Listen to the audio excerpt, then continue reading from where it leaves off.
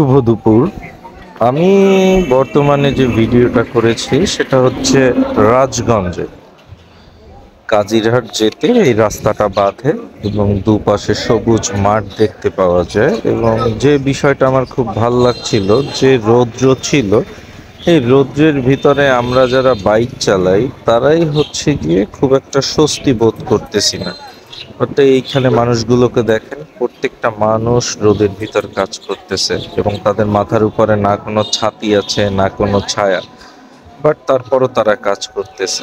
আর আমরা যারা শহরে জীবনযাপন করি তারা তো খুব কমফোর্টেবল লাইফ খুঁজি বা কমফোর্টেবল জোন খুঁজি, বা আমরা কাজের ক্ষেত্রেও কমফোর্টেবল জোন খুঁজি। এই মানুষগুলোকে দেখেন, এরা কিন্তু কমফোর্ট জোন ছাড়াই কাজ করছে, দেখে খুব ভাল লাগলো।